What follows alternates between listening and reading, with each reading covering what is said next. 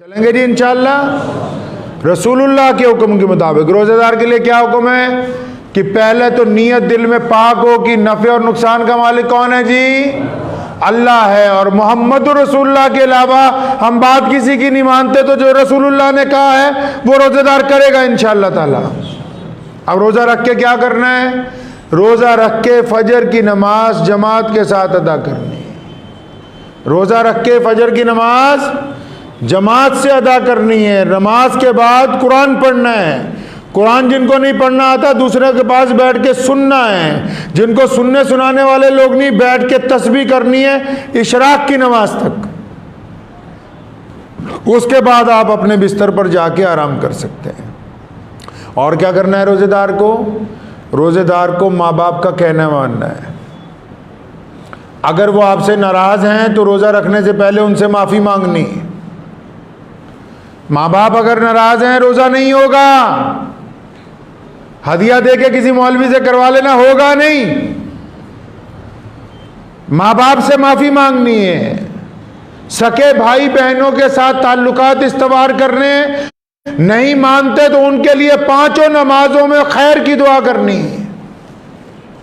नहीं मानते तो उनके लिए पांचों नमाजों में खैर की दुआ करनी। पड़ोसी जो है अगर वो गैर मुस्लिम भी हो, सुन लो रोजेदारों कान खोल के, पड़ोसी अगर गैर मुस्लिम है, गरीब है, उसके घर में खाने के लिए नहीं है तो आप कौरमे बिरयानी से रोजा नहीं खोल सकते। अगर पड़ोसी बहुत मजबूर है, बहुत ज्यादा मुस्तहिक है आपकी मदद का, तो सके भाई से पहले हमें अपने पड़ोसी की मदद करनी है। जो खुद खाएंगे वो अपने पड़ोसी को खाने के लिए देंगे इंशाअल्लाह ताला। और जो लोग हमसे डरते हैं, हमसे मुराद उस बंदे से कि यार ये बात करेगा तो गाली दे देगा, ये बात करेगा तो बेइज्जती कर देगा, तो उन्हें उन लोगों से इजहार मोहब्बत करना है। उन लोगों से इजहार मोहब्बत करना है जो आपसे डरते हो इस वजह से कि ये बेइज्जती कर देता है। उनको भी तो पता लगे ना कि इसने रोजा रखा है, इसके मिजाज में तब्दीली आई। उनके भी तो पता लगे कि बंदे ने रोजा रख लिया आज। उसके बाद क्या करना है कि इन आंखों को झुकना सिखाना है किसी की बेटी की तरफ जब आप सड़क पे चलते हैं। और आज का दौर ऐसा दौर है कि कई माँ बाप की तो इज्जत गैरत सब मर गई, चाहे वो मुसलमान हो या गैर मुस्लिम हो।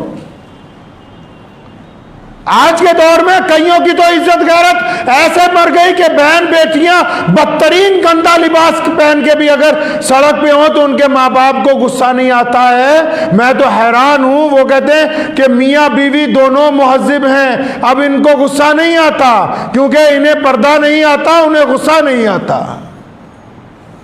किसी शायर ने कहा था खुदा के फजल से मियाँ बीवी दोनों मुहज्जिब हैं, इन्हें पर्दा नहीं आता, उन्हें गुस्सा नहीं आता। तो खैर इस्लाम ने यह कहा कि औरतों को पर्दा करो, लेकिन उनसे पहले मर्दों को कहा, औरतों से पहले मर्दों को कहा कि अपनी निगाहें नीची कर लो।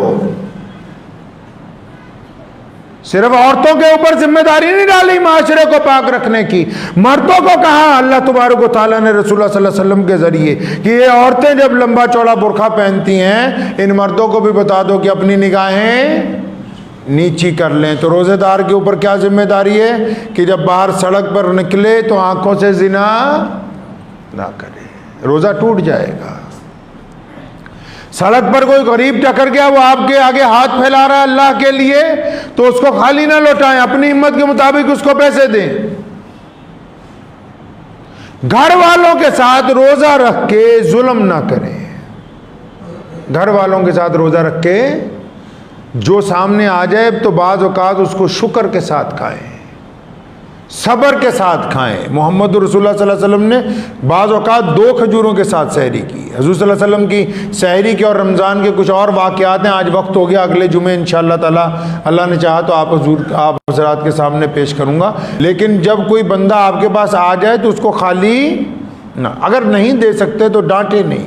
कुरान ने कहा है कि यतीम को मिस्कीन को डांटो नहीं। अल्लाह ने फरमाया हरगिज़ मत इनको डांटना, उनको ना डांटें। फिर अपने मिजाज के अंदर तब्दीली लाएं कि यार मेरे में फ़लाँ आदत गंदी है, वो मैं छोड़ दूँ। अगर आप कुछ ऐसा करेंगे तो ये रोज़ा कबूल हो जाएगा। करेंगे इंशाअल्लाह ताला। ये तो हमें पता है ना जी अपने अंदर। कई मौलवी के पास आ जाते जी ऐसा हुआ था, ये हलक से पानी नीचे उतर गया था, रोज़ा टूटा तो नहीं टूटा। ये नहीं कहते कि जी फलां की बीवी से नाजायज़ ताल्लुकात थे, मेरा रोज़ा टूट गया कि नहीं टूटा। कि जी दुकान पे 200 रुपये नाजायज़ किसी ग्राहक से ले लिए, रोज़ा टूटा कि नहीं टूटा।